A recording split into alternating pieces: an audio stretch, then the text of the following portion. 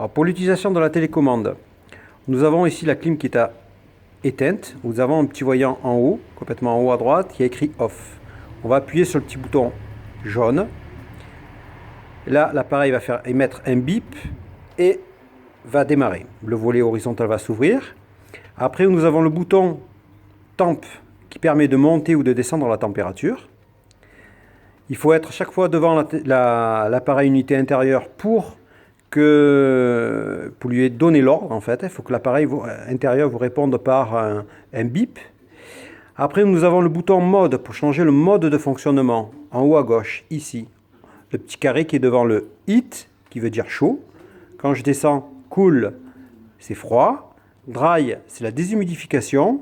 Et auto, c'est un mode un peu spécial, mais pour notre région qui n'est pas trop utilisé, le mieux c'est de le mettre en heat pour la chaleur et cool pour le froid. Donc là, on va le remettre en heat. Après, nous avons ici deux petits volets. C'est pour les volets de direction qui se trouvent derrière la machine. Alors ça, c'est pour le volet horizontal qui va monter ou descendre.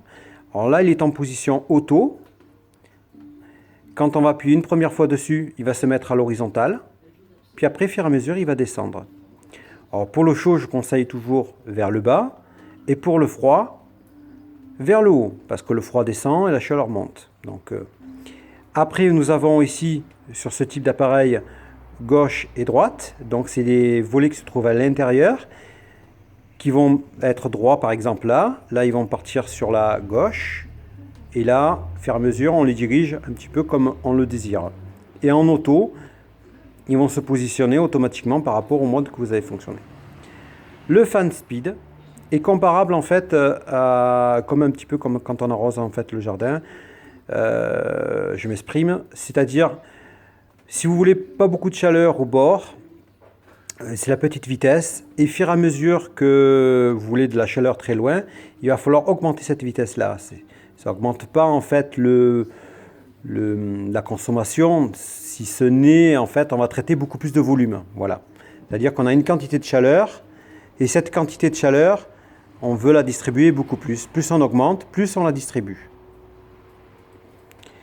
Le Powerful et le Quiet, quand j'appuie une première fois sur Powerful, alors là il n'y a rien qui s'affiche ici, mais ça s'affiche sur l'appareil. Vous avez un petit voyant qui s'affiche, qui va vous indiquer Powerful. Ça veut dire pleine puissance pendant 30 minutes.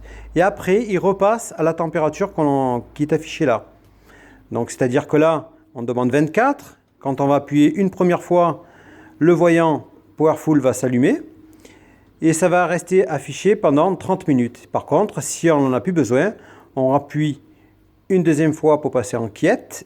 Et après pour l'annuler. Et là, le voyant s'éteint. Le Quiet, en fait, c'est le mode silence. C'est quand les appareils sont installés en fait dans une chambre, qu'on ne veut pas de silence, on va avoir l'appareil qui va être très silencieux. Tous les boutons bleus, ici, c'est la programmation. Quand on veut l'allumer à une certaine heure, l'éteindre à une certaine heure, là, je vous dis de vous référencer sur votre notice.